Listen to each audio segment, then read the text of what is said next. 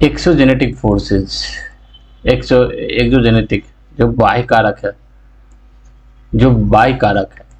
देखिए ये आपका लैंडस्केप हो गया, ये मान लीजिए ये अर्थ, ये प्लेट ये हो गया, इसके ऊपर आपका ये क्या हो गया, ये आपका माउंटेन हो गया, ठीक, ये आपका प्लेटू हो गया, ठीक, और ये प्लेन हो गया, समझ गए। अब इसके ऊपर एक्सोजेनेटिक एक्टिविटी क्या होता है, क्या क्या फोर्स लगता है, उससे किस तरह का इसके ऊपर इफेक्ट होता है, क्या इसके कंसिक्वेंस होते हैं, ये सब देखेंगे, किस तरह का स्ट्रक्चर फॉर्म होता है, ये मोटा मोटी देखने की कोशिश इसमें हम करेंगे।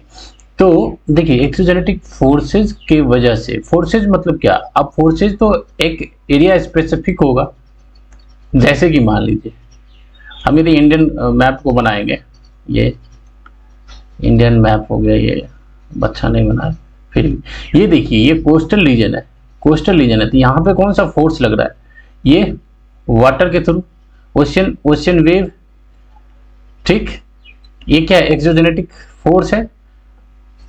और इधर जो लैंडस्केप है कोस्टल रीजन पे, तो उस पे इस फोर्स के वजह से क्या चेंजेज आते हैं और किस तरह का स्ट्रक्चर फ्रेम होता है, वो देखेंगे इसके थ्रू। ये देखिए जैसे कि मान लीजिए ये हो गया आपका थार डेजर्ट हो गया, तो यहाँ पे कौन सा फोर्स लग रहा है वो देखेंगे, इस पर उस फोर्स की वजह से किस तरह का स्ट्रक्चर बनता है वो देखने की कोशिश करेंगे, ठीक।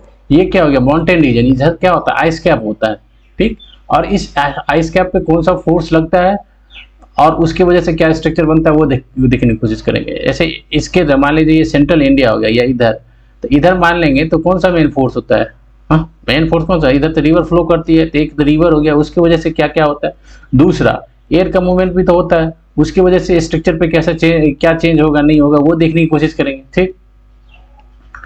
रिवर के साथ साथ बारिश, इधर मान लीजिए रेनफॉल, उसके वजह से क्या होता है वो देखने की कोशिश करेंगे। जैसे देखिए ये हो गया आपका ये चंबल रीजन है, चंबल रीजन में क्या होता है, बीहर लैंड सरफेस देखने को मिलता है, बीहर टाइप से, तो वो किसकी वजह से होता है, वो भी तो एक एक्सोजेनेटिक एक्टिविटी है ना, और उसी जो एक्सोजेनेटिक एक्टिविटी की वजह से कोई लैंड सरफेस फॉर्म हुआ है, ठीक, समझ गए।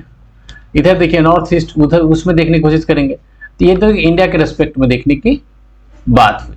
मेन है जो फोर्स उस पर्टिकुलर एरिया पे काम कर रहा है उसके वजह से क्या क्या होता है। देखिए अब जब फोर्स लगेगा तो उस फोर्स की वजह से क्या होता है, एक तो वेदरिंग होता है, वेदरिंग, ठीक, इरोजन ट्रांसपोर्टेशंस एंड डिपोजिशंस, इस सबको क्या बोलते हैं,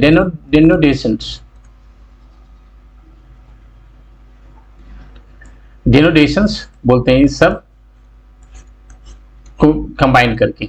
अब देखते हैं वेदरिंग क्या है। वेदरिंग मान लीजिए ये कोई लैंड सरफेस है, ये मान लीजिए माउंटेन है, ये ठीक है, ये अपने ही जगह पे जब ये इसमें क्या आ जाता है, क्रैक आ जाते हैं, ये टूटने लगता है अपने जगह पे, ठीक है, तो उसके लिए कौन सा, कोई किसी वजह से, किसी कारक की वजह से, किसी फोर्स की वजह से, तो इसमें जब अपने ही जगह पे मतलब स्टैटिक्स रहता है, उसका पोजीशन चेंज नहीं होता है, ठीक, जब इसमें इसके सरफेस में चेंजेस आने लगते हैं, वे मतलब डिकम्पोजिशन होने लगता है, तो ये क्या हो जाता है, वेदरिंग। तो ये क्या है, स्टैटिक्स प्रोसेस है, ठीक। इरोजन में क्या आता है, ये एक इसमें स्टैटिक्स एंड डायनामिक दोनों प्रोसेस काम करते हैं। मतलब जैसे कि मान लीजिए ये आपका क्या होगा, वैली हो गया, ठीक, इधर ये रिवर फ्लो कर रहा है, अब इस रिवर के अंदर जो मटेरियल है इसके इस सरफेस में क्या करेगा, इस सरफेस में फोर्स लगाएगा, यहाँ पे काटेगा इसको, ठीक, तो इस सरफेस में तो इसका क्या होगा, एक तो वेदरिंग होगा, ठीक, दूसरा वेदरिंग दूसरे फैक्टर भी इस पे काम करेगा, जैसे वाटर भी है, और वाटर के साथ साथ क्या होगा, मटेरियल भी है, मान लीजिए छोटा मोटा ये पार्टिकल्स इसके अंदर भी है, घुले हुए हैं इसमें, ठीक, माउंटेन रीजन का मान लेते हैं वो जो रिवर है उसमें। तो एक तो यहाँ पे डिकम्पोजिशंस भी होगा, डिजोलिएशंस भी होगा, क्योंकि मान लीजिए इसके वाटर का केमिकल फॉर्मेशन, वाटर के अंदर कौन कौन सा केमिकल, कार्बन किस तरह का केमिकल फॉर्मेशन है, उसके वजह से क्या होगा, इसका डिजोलिएशंस भी होगा, डिकम्पोजिशन भी होगा, मतलब इसके थ्रू वेदरिंग भी होगा और फिर उस मटेरियल को लेके आगे भी बढ़ रहा है। तो इसमें क्या एक स्टैटिक्स प्रोसेस होता ही है भाई। इस वाटर के वजह से जो यहाँ का जो सरफेस है वो अपने आप में इसका यदि डिजॉल्व कर रहा है, केमिकल डिजोलेशन हो रहा है उसका, तो एक तो वो हो गया। दूसरा इसके अंदर जो मटेरियल है वो उसको इसमें फोर्स लगा रहता है, मतलब फ्रिक्शनल फोर्स की वजह से जो इसका होगा, तो दोनों की चेंज हो रही है। हो गया क्या, इरोजन हो गया। ठीक, जब इस इरोटिव मटेरियल को लेके मूव कर रहा है तो वो ट्रांसपोर्टेशन हो गया। और जब ये रिवर मूव करते हुए आया और ये मान लीजिए यहाँ पे आके इस सबको डिपोजिट कर दिया, तो ये हो गया डिपोजिशंस हो गया। समझ गए, डिपोजिशंस हो गया। और ये सारा प्रोसेस क्या कहलाता है, डेन्यूडेशंस। ठीक है, अब हम इसमें देखने की कोशिश करेंगे। और जैसे कि हम एक माउंटेन रीजन में देख लेते हैं। माउंटेन रीजन के अंदर देख लेते हैं, जब माउंटेन रीजन में क्या होता है। देखिए माउंटेनियर एरिया जो आपका है उसका क्या लैंड सरफेस कैसा है, ये हो गया, ये है लैंड सरफेस उसका। तो इसमें कौन कौन सा फैक्टर रिस्पॉन्सिबल होगा, इसके एक्सोजेनेटिक फोर्सेस के लिए, जो इस पे फोर्स लगेगा एक्सोजेनेटिक फोर्स के लिए कौन कौन सा फैक्टर इसमें रिस्पॉन्सिबल होगा, जो एक्सोजेनेटिक फोर्स को इंक्रीज या डिक्रीज कर देगा। इंक्रीज कर देगा तो मोर वेदरिंग, मोर डिकम्पोजिशन, मतलब मोर वेदरिंग होगा इसके से, लैंडस्लाइड सब जो होता है। ठीक, यदि एक्सोजेनेटिक फोर्सेस कम है तो उसकी वजह से माउंटेन की स्टेबिलिटी बनी रहेगी। तो इस एक्सोजेनेटिक फोर्स के लिए क्या क्या होगा, देखिए एक तो मेन ये है, जो ये आपका स्लोप हो गया। अब स्लोप ज्यादा रहेगा तो यहाँ कोई मटेरियल यहाँ से डिकम्पोज वेदर मतलब हो गया, मतलब टूट गया विघट उसका, तो ये मटेरियल सीधा नीचे तक आ जाएगा। तो ये इसका एक स्लोप, जब अपने साथ ये आएगा तो यदि स्लोप ज्यादा रहेगा, अब हम देखते हैं स्लोप के बारे में। एक तो स्लोप हो गया। अब देखिए यदि स्लोप एकदम स्टीप रहेगा तो इसके ऊपर क्या फॉरेस्ट का होना एक मतलब रेयर होगा। ठीक, स्लोप ऐसा स्टीप है और स्लोप ऐसे करके सीधा स्टीप रहेगा सीधा, तो इसमें क्या हो जाएगा, यहाँ पे मटेरियल रुक नहीं सकता है। ठीक, डायरेक्ट यहाँ से इसका वेदर डायरेक्ट नीचे आएगा तो ये इसमें और इधर वाले सरफेस में भी इसको फ्रिक्शन की वजह से इसको भी तोड़ते नीचे आएगा। एक तो स्लोप हो गया। स्लोप के साथ साथ जो आपका फॉरेस्ट है उसके ऊपर वो किस तरह का है। दूसरा, इस फॉरेस्ट में जो मतलब मान लो कोई बायोटिक कंपाउंड है, वो भी तो इसको वो करेगा, करने की कोशिश करेगा। ठीक, समझ गए, ये सब माउंटेनियन रीजन में होता है। दूसरा, जो ये मटेरियल है, जो आपका ये माउंटेन है, उस रॉक्स का नेचर किस तरह का है। रॉक्स सॉलिड है या सॉफ्ट है, किस तरह का है। रॉक्स मतलब सॉलिड है, मतलब हार्ड रॉक्स है या सॉफ्ट रॉक्स है। अब देखिए यदि ये रॉक्स है, इग्नस रॉक्स होगा, तो इग्नस रॉक से मटेरियल बना हुआ मटेरियल मतलब माउंटेन है, तो उसमें क्या होगा, उसमें एक्सोजेनेटिक फोर्स का इफेक्ट कम होगा, तो यहाँ से वेदरिंग कम होगा, तो यहाँ से ये मटेरियल नीचे आने का चांसेस कम रहेगा। ठीक, कम रहेगा। तो और यदि यहाँ पे ये सॉफ्ट है तो इसका वेदरिंग मतलब इजीली हो सकता है। ठीक, अब देखेंगे जो इस पे कौन कौन सा फोर्स अप्लाई, ये सब तो इसका इस फोर्स के लिए क्या हो गया, एक सब मतलब जो एसेंशियल फैक्टर्स है वो हो गया। ठीक, यहाँ पे फोर्स क्या लगता है, देखिए माउंटेन में क्या होता है, माउंटेनियन रीजन। अब हम देख लेते हैं ये इसके पढ़ने की क्या जरूरी क्यों है। देखिए एक तो माउंटेन रीजन में क्या होता है, आपका आइस कैप या मतलब ग्लेशियर होता है या बर्फ की चादर तो होती है ना, आइस कैप तो होता है ना। ठीक, अब देखिए ये जो आइस कैप आपका है, तो ये इसका फॉर्मेशन किसकी वजह से हुआ है, टेम्परेचर की वजह से। टेम्परेचर बढ़ने और घटने से इसके जो साइज है उसमें क्या होगा, डिक्रीज या इंक्रीज तो कर सकता है ना।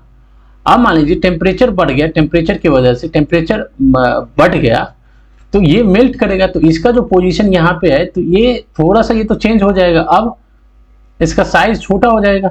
ठीक, इसका साइज छोटा हो जाएगा, तो इसमें जो मेल्ट करेगा मटेरियल ठीक, ये मटेरियल इसका मान लीजिए एक टुकड़ा टूट के मेल्टिंग की वजह से एक टुकड़ा टूट गया और ये फिर नीचे की तरफ आ रहा है, तो ये अपने साथ क्या करेगा, इसको इरोड करते आएगा।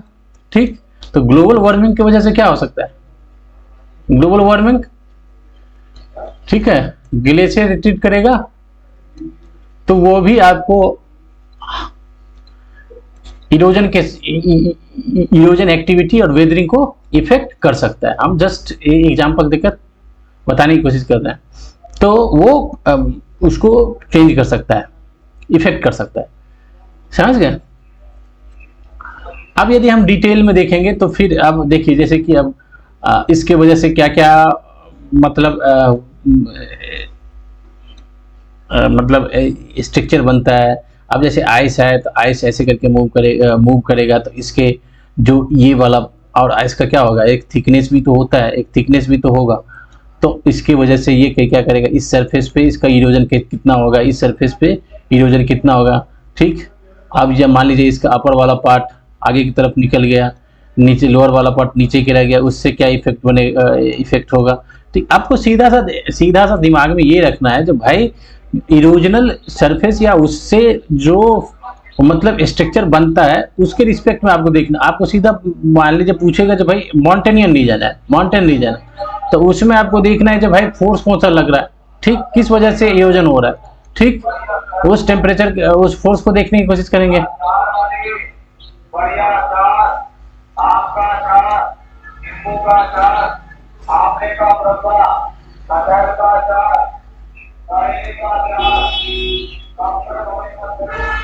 उस फोर्स को देखने की कोशिश करेंगे, कौन सा फोर्स लग रहा है, ठीक, और कौन से सरफेस पे लग रहा है।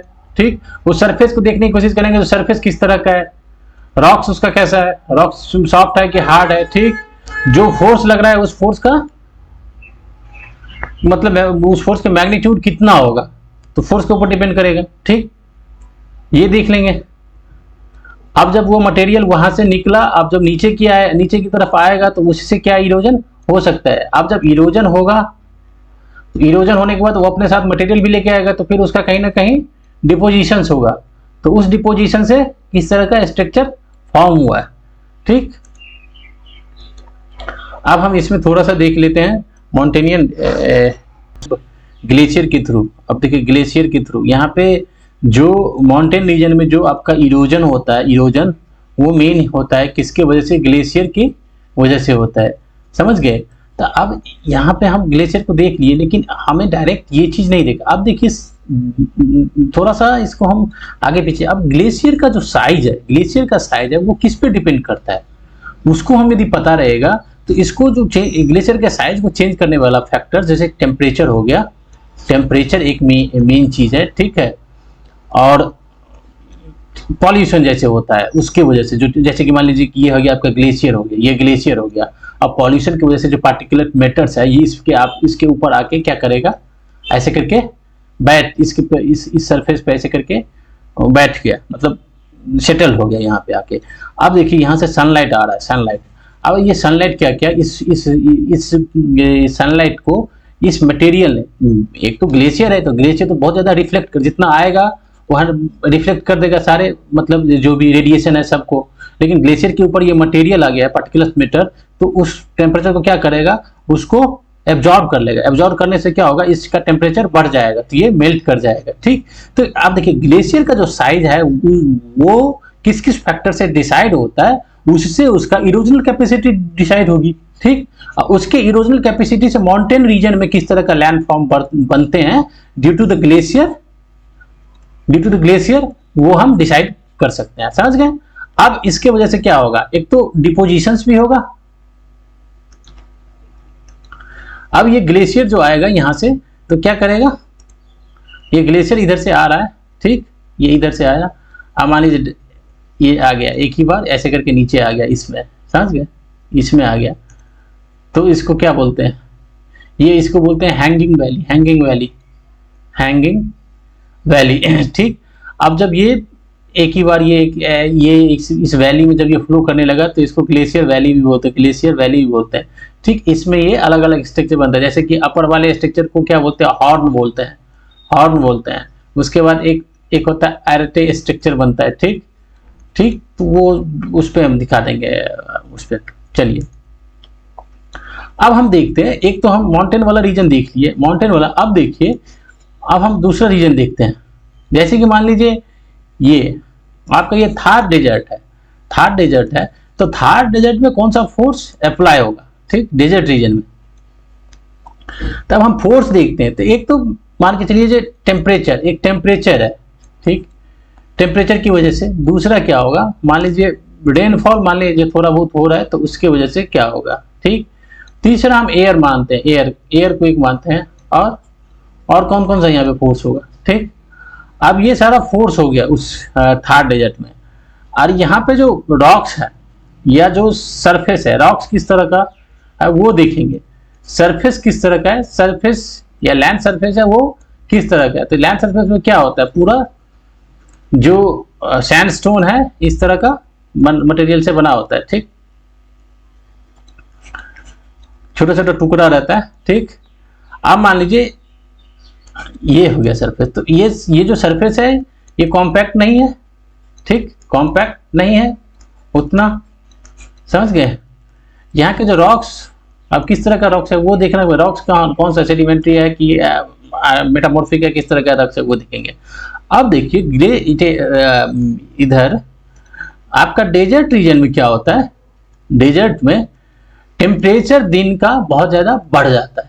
तो जैसे ही टेम्परेचर दिन का बढ़ जाएगा तो ये जो यहाँ पे मान लीजिए कोई रॉक्स है, तो टेम्परेचर की वजह से ये बहुत ज्यादा गर्म हो जाएगा। तो जैसे टेम्परेचर बढ़ेगा तो इसका क्या हो जाएगा, ये फैलेगा, ठीक, एक्सपांशन होगा, एक्सपेंशन होगा इसका। और रात में क्या होता है, रात में टेम्परेचर नीचे चला जाता है। ये एक क्लाइमेटिक प्रोसेस है, वो उसको क्लाइमेटिक में देखेंगे।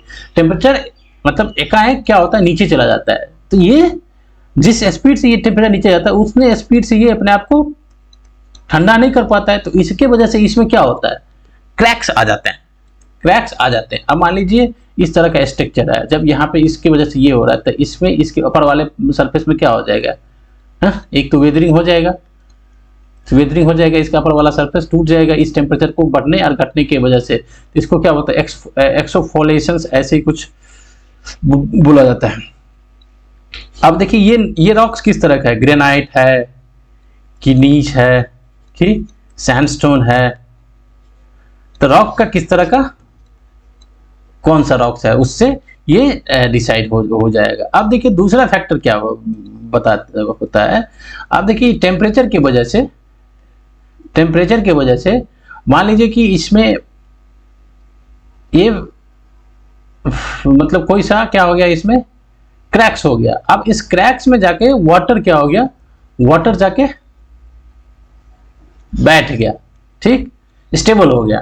और जब टेम्परेचर नीचे चला जाएगा, ये निगेटिव में चला जाएगा, तो ये रॉक्स क्या बन गया, ये वाटर जो है इसमें क्या हो जाएगा, आपका आइस बन जाएगा मान लीजिए, समझ गए।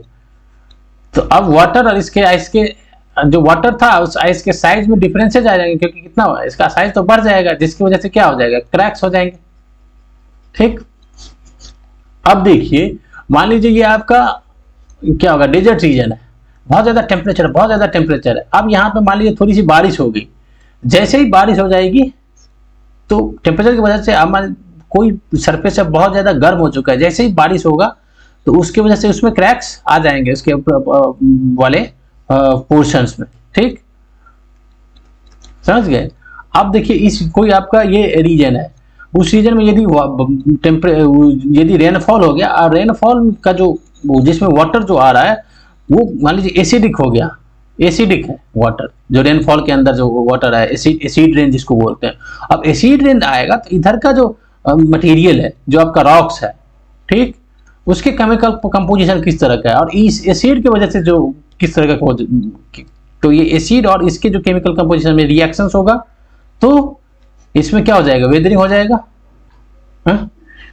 ऑक्सीडेशन, ठीक, ऑक्सीडेशन हो सकता है, सॉल्यूशन बन सकता है, वो केमिकल कंपोजिशंस के ऊपर differ. I am just talking about the how the process is working, उसके बारे में बताने की कोशिश कर रहा हूँ, समझ गए। अब देखिए अब आपका ये डेजर्ट रीजन है, ठीक, यहां पे मान लीजिए थोड़ी सी हवा चली, हवा क्यों चलता है, एयर लो प्रेशर, मान लीजिए यहाँ का लो प्रेशर क्या हो गया, लो हो गया, ठीक, इधर थोड़ा सा हाई प्रेशर है तो हवा high pressure to low pressure की ओर मूव करता है, ठीक, समझ गए। तो यहाँ का जो मटेरियल है किस तरह का, सैंडस्टोन है, अरे बालू वालू होते हैं ना डेजर्ट में, सैंडस्टोन है। अब यहाँ तेज तूफान चला, देखते हैं ना, तेज तूफान चला।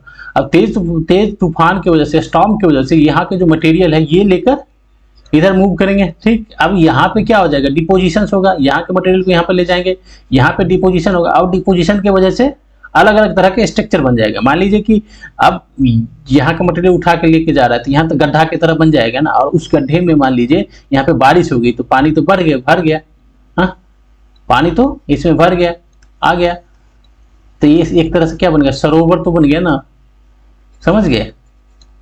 और यहाँ पे आके इस मटेरियल को आके क्या किया, डिपॉजिट कर दिया, तो ये कोई स्ट्रक्चर तो बन जाएगा, इस तरह का स्ट्रक्चर तो बन जाएगा डेजर्ट में, समझ गए। अब देखिए जब मान लीजिए यहाँ से स्टॉर्म की वजह से इस डेजर्ट में, इस डेजर्ट के अंदर स्टॉर्म की वजह से यहाँ के मटेरियल को लेके ऐसे करके ये हवा आगे की तरफ बढ़ रहा है, ठीक। अब मान लेते हैं कि यहाँ पे मान लीजिए कोई स्ट्रक्चर है, इस तरह का माउंटेनियन स्ट्रक्चर है, ठीक, माउंटेनियन स्ट्रक्चर है। तो ये जो मटेरियल लेके आएगा तो क्या करेगा, इसको तो इरोड तो करेगा, इसमें तो टक्कर तो होगी, टक्कर की वजह से फ्रिक्शन तो होगा, तो इसका इरोजन तो होगा, ठीक। अब यदि ये ऊपर है, ये हवा के रेंज में नहीं आ रहा है तो ऊपर वाले पार्ट में इरोजन नहीं होगा, लेकिन नीचे वाले पार्ट में इरोजन होगा, ठीक, नीचे वाले पार्ट में इरोजन होगा। तो किस तरह का स्ट्रक्चर बन जाएगा, इस तरह का स्ट्रक्चर बनेगा, इस तरह का स्ट्रक्चर बन जाएगा, समझ गए।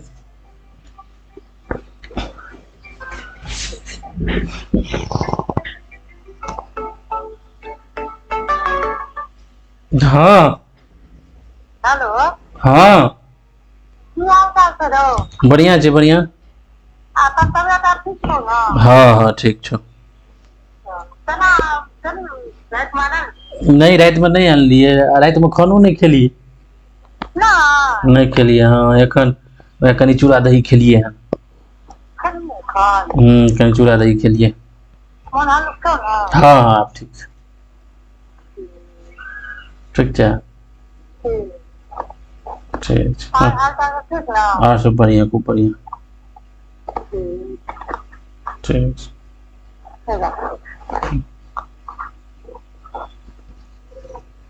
समझ गए। तो ये आपका क्या हो गया, डेजर्ट वाला रीजन। अब इसको स्ट्रक्चर का क्या नाम देता है नहीं आता, वो कभी हम मतलब देखेंगे, तो फिर हम डायरेक्ट उसको एक ही बार में सब देख लेंगे स्ट्रक्चर कैसे बनता है। अब आते हैं, अब देखिए, अब हम देखते हैं किसकी वजह से ये इस इरोजन। अब हम देखते हैं एक हम रिवर की वजह, रिवर को देखते हैं। रिवर एक बहुत बड़ा है। रिवर देखिए, जब रिवर, अब कहाँ से रिवर का ओरिजिन हुआ है, ओरिजिन कहाँ से हुआ है, ओरिजिन से लेके उसके जो डिपोजिशन, मतलब जो मर्ज करता है रिवर, जो उसका सारा मटेरियल मर्ज कर जाता है, इंगल्फ कर जाता है, मतलब उसमें, वहां से लेके यहाँ तक के पूरे रीजन में किस तरह का होता है। देखिए रिवर जब माउंटेन में ओरिजिन होता है, माउंटेनियन रीजन में, तो इसकी यहाँ से लेके यहाँ तक इसके 3 स्टेज होते हैं। एक होता है, फर्स्ट स्टेज को बोलते हैं यूथफुल स्टेज, यूथफुल स्टेज। दूसरा होता है मैच्योर, तीसरा होता है ओल्ड स्टेज, ठीक, ओल्ड स्टेज, ठीक।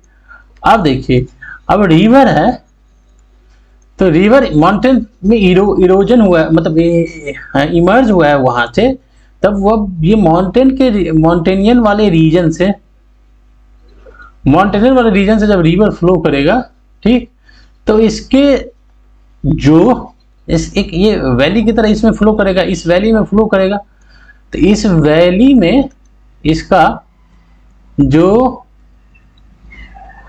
वर्टिकल इरोजन होगा, वर्टिकल इरोजन होगा, वो ज्यादा होगा कंपेयर टू हॉरिजेंटल इरोजन का, हॉरिजेंटल इरोजन का। अब बोलेंगे क्या इधर डिपोजिशन नहीं होगा क्या? देखिए डिपोजिशन इधर, डिपोजिशंस नहीं, उतना इधर नहीं होता है, क्योंकि ये रिवर जब यहाँ से मतलब इमर्ज होता है तो ये एक स्लोप इस तरह के रीजन में फ्लो करता है, तो इसकी वजह से रिवर का क्या होता है, स्पीड बहुत ज्यादा होती है। तो ये स्पीड बहुत ज्यादा होगी तो इसके साथ जो मटेरियल होगा तो इसको लेके हुए आगे बढ़ जाएगी, तो यहाँ पर डिपोजिशन नहीं होता है। और इस रिवर में, इस माउंटेनियल वाले रिवर में जब यहाँ से जब मटेरियल लेके आएगा साथ में, तो और ये जो इसका जो इधर वाला जो पार्ट होता है वो क्या होता है, रॉक्स का बना होता है, रॉक्स होता है। तो इस रॉक्स को इरोजन करना बहुत ही टफ होता है, ठीक। तो यहाँ पे इरोजन नहीं होता है, लेकिन जब इसमें वो फ्लो करेगा इसमें, तो अपनी जो उसका बॉटम है जो उसका बेस है, तो उसको वो इरोजन करता आगे बढ़ेगा। इसीलिए जो माउंटेन का जो रिवर होता है तो उसमें वर्टिकल इरोजन बहुत ज्यादा होता है कंपेयर टू हॉरिजेंटल नहीं होता है। और इसमें यूथफुल स्टेज में जो माउंटेनियन रिवर होता है उसका मतलब माउंटेन, उसकी स्पीड बहुत ज्यादा होती है, वाटर की स्पीड बहुत ज्यादा होती है, ठीक। अब जब माउंटेन से जब रिवर प्लेन में आएगा तो प्लेन में क्या होता है कि रिवर के साथ साथ उसमें जो इधर से इरोजन करके जो मटेरियल लाया है वो आता है, तो वाटर के साथ साथ। तो जब इस मटेरियल इस वाटर में मिला रहता है तो इससे क्या होता है, रिवर की स्पीड कम हो जाती है, क्योंकि इसके साथ साथ जो इरोजेड मटेरियल होता है उसकी वेट बढ़ जाने की वजह से इसका स्पीड कम हो जाती है। और दूसरा, ये स्लोप पे तो है नहीं, एक फ्लैट सरफेस पे रिवर फ्लो कर रही है, ये फ्लैट सरफेस पे कर रही है क्योंकि प्लेन में आ गया, तो इसकी वजह से इसका स्पीड थोड़ी सी कम हो जाती है, समझ गए, थोड़ी सी नहीं बहुत हद तक कम हो जाती है। दूसरा, अब यहाँ पे क्या होता है कि इसके जो साइड वाला पार्ट होता है ये इसका, ये समझ गए, यहाँ पे इरोजन ज्यादा होता है, क्योंकि ये स्ट्रक्चर जो है इसका क्या होता है, रॉक्स का नहीं होता है, समझ गए। और दूसरा, इसमें मटेरियल बहुत ज्यादा रहता है, इरोडेड मटेरियल जो ऊपर से लेके आया, तो इसका वर्टिकल इरोजन जब सेकेंड स्टेज में रिवर आता है, मेच्योर स्टेज में रिवर जब आता है, तो उसका वर्टिकल इरोजन कम होता है कंपेयर टू हॉरिजॉन्टल इरोजन ज्यादा होता है, ठीक। अब यहां से ये इसका क्या होता है, रिवर का ये जो उसका बेसिन है वो बेसिन इसी से मतलब चौड़ा होता चला जाता है। अब जैसे मान लीजिए कि यहाँ पे इरोजन करेगा तो इसको काटते काटते काटते काटते ऐसे करके आगे बढ़ता चला जाएगा, समझ गए। तो ये ऐसे करके रिवर फ्लो कर रहा है, मैच्योर मतलब स्टेज वाला कहते हैं। लेकिन जब अब हम जाते हैं थर्ड स्टेज में, तो थर्ड स्टेज में होता क्या है कि इस स्टेज में रिवर का कैरिंग कैपेसिटी मतलब लोड इतना बढ़ जाता है इसमें कि इधर इरोजन नहीं होता है, क्योंकि लोड इतना बढ़ गया कि रिवर की स्पीड बहुत कम हो जाती है, तो इरोजन नहीं होता है। तो थर्ड स्टेज में जाके, जिसको कि ओल्ड स्टेज बोलते हैं, उसमें जाके डिपोजिशन ही होता है, ठीक। और उस डिपोजिशन में रिवर फिर ओशन में जाके मर्ज मिल जाती है, समझ गए। अब देखिए, अब हम यहाँ पे इस रिवर के साइकिल को जो देख रहे हैं उसमें हम देखेंगे कौन कौन सा रिस्पॉन्सिबल है। अब देखिए, अब रिवर ये इधर से फ्लो कर रही है, तो एक तो एवेबिलिटी ऑफ वाटर, यदि वाटर की एवेबिलिटी को हम घटा या बढ़ा देंगे किसी वजह से, तो रिवर के थ्रू इरोजन कम या ज्यादा हो जाएगा, समझ गए। तो वाटर की एवेबिलिटी होती कैसी है, एक तो ग्लेशियर वाला रिवर जो ग्लेशियर से फ्लो कर रही है, उधर ग्लेशियर के मेल्ट से, ठीक है, तो ग्लेशियर का साइज जैसे ही इंक्रीज डिक्रीज करेगा तो रिवर के फ्लो को वो इफेक्ट करेगा, और रिवर का फ्लो जब इफेक्ट होगा तो इसके थ्रू जो आप एल्यूवियल सॉइल पढ़ते हैं, एल्यूवियल सॉइल में क्या होता है, जो रिवर बाढ़ के थ्रू जब अपने साथ जो मटेरियल लाते हैं तो वो अपने जो बेसिन है उसमें उसको डिपोजिट करते हुए चली जाती है, जिसकी वजह से प्रोडक्टिविटी बहुत ज्यादा हो जाता है उस रीजन में, ठीक। तो यदि इस रिवर में इस रिवर का क्या कह सकते हैं, इस रिवर में वाटर की अवेलेबिलिटी बढ़ेगी या घटेगी, तो उससे सॉइल की प्रोडक्टिविटी या उस रीजन का एग्रीकल्चर इफेक्ट होगा। इंटरकनेक्टेड ऐसे ही होता है। तो वाटर की अवेलेबिलिटी हो गया ग्लेशियर के वजह से या मॉनसूनल रेन, ठीक। अब मान लीजिए कि मॉनसूनल रेन, अब छोड़िए यहाँ से, अब वाटर की एबिलिटी आप देखिए कैसे कैसे होता है। अब कह क्या रहा है कि यदि रिवर में वाटर को हम समझ गए, हाँ। और दूसरा इरोजन कैसे है, इसके अंदर जो मटेरियल है वो कितना है उसके ऊपर। तीसरा, यदि स्लोप को हम बढ़ा देंगे, स्लोप ज्यादा हो जाएगा तो क्या हो जाएगा, स्पीड बहुत ज्यादा बढ़ जाएगी।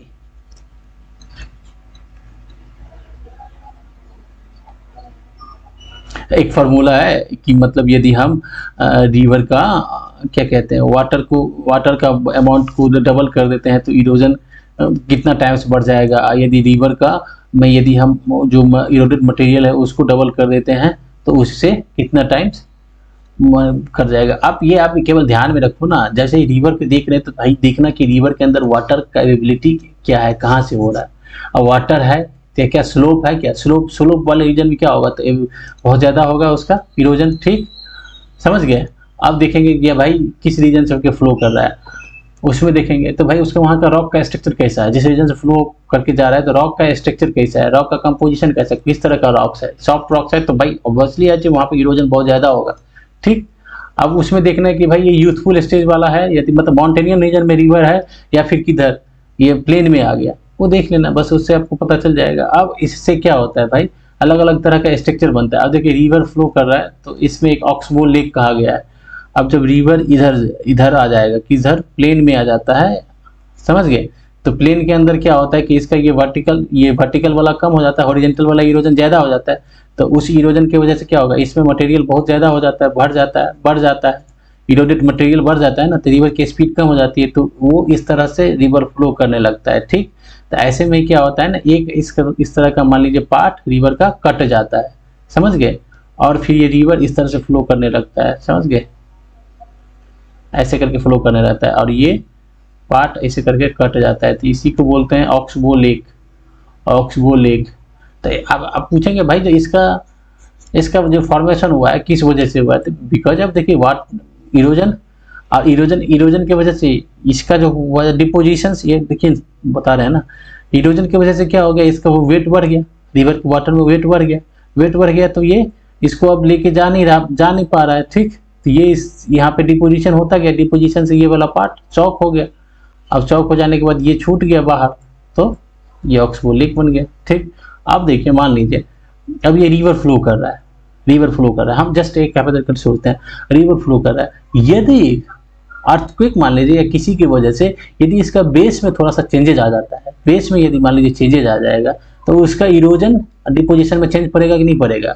मान लीजिए यहाँ पे कोई स्ट्रक्चर ऐसे करके अर्थक्वेक की वजह से, मान लीजिए किसी वजह से अनस्टेबल उसका यदि बेस है, यहाँ से कोई मटेरियल ऐसे करके ऊपर आ गया है, तो उसके वजह से क्या हो जाएगा, इसमें इरोजन करेगा, ठीक, समझ गए। तो उसके वजह से भी चेंज हो सकता है। मान लीजिए ये यहाँ से ये रिवर इधर ओशियन के अंदर ये मतलब मर्ज हो रहा है ओशियन में। अब मान लीजिए ओशियन का जो यहाँ का जो लैंड सरफेस है, मान लीजिए जिसको क्या बोलते हैं, किस में होता है भाई, इसको क्या डेल्टा। अब देखिए वहाँ पे अर्थक्वेक हो गया ये, या मान लीजिए ओशियनिक वेव की वजह से ये डेल्टा को छोटा कर दिया, डेल्टा के सरफेस में चेंज हो गया, इसके सतह में चेंज हो गया, तो इसके सरफेस में चेंज हो जाएगा, तो ये रिवर्स के कोर्स में भी तो चेंजेस आ सकते हैं, क्योंकि वाटर को तो यही फ्लो कर रहा है। अभी इसका मान लीजिए इसका सरफेस ऊपर हो गया, ठीक, ऊपर हो गया, तो रिवर का वाटर क्या हो गया, यहाँ पे चौक हो गया तो इसमें भर गया वाटर, ठीक, तो वो भी तो इरोजन और डिपोजिशन को चेंज करेगा। I am just talking about all the factors behind it, समझ गए, छोड़िए। अब इसी रिवर में फिर बहुत कुछ होता है यार, वाटरफॉल सब भी बनते हैं। वेस्टर्न घाट में देखिए ना, वेस्टर्न घाट में ये रिवर कैसे है, ये नीचे की तरफ फ्लो करता है, यहाँ पे क्या बनता है, इसको वाटरफॉल बनाता है। अब जब रिवर यहाँ नीचे फ्लो करेगा, यहाँ पे मान लीजिए स्ट्रक्चर बन गया, तो इसको क्या बोलते हैं, यहाँ पे एस्चुरी बनाता है, एस्चुरीज बनाता है यहाँ पे। यहाँ पे डेल्टा बनाता है। डेल्टा किस तरह का, जैसे रिवर यहाँ से आया तो यहाँ पे एक डेल्टा बनाता है ऐसे करके, क्योंकि इसमें मटेरियल भी है, जो गाज जो होता है मटेरियल वो यहाँ पे ऐसे करके जमा कर। अब डेल्टा का स्ट्रक्चर भी अलग अलग होता है, वो रिवर के कौन सा रिवर फ्लो कर रहा है, किस रीजन से फ्लो कर रहा है, उसमें कितने मटेरियल होंगे, कहाँ डिपोजिट करेगा, these all are the factors. समझ गए। देखते हैं इरोजन वाले सरफेस, इरोजन वाले सरफेस। अब डेल्टा क्या है, डेल्टा डिपोजिशनल स्ट्रक्चर है। अब हम ये तो हो गया आपका डेजर्ट वाला रीजन हो गया, माउंटेन वाला हो गया, और रिवर, रिवर के थ्रू हो गया, रिवर एक फोर्स है उसके थ्रू हो गया। अब देखिए यहाँ पे देखेंगे, अब बोलेंगे कि ये कोस्टल रीजन है, कोस्टल रीजन है तो यहाँ पे क्या होगा, एक तो रिवर के थ्रू यहाँ पे डिपोजिशन हो रहा है, ठीक, रिवर के थ्रू डिपोजिशन हो रहा है, उसके बाद और यहाँ पे कौन सा फोर्स लग रहा है, ओशियन, ओशियन की वजह से इसके सरफेस में हो रहा है। दूसरा इसके सरफेस में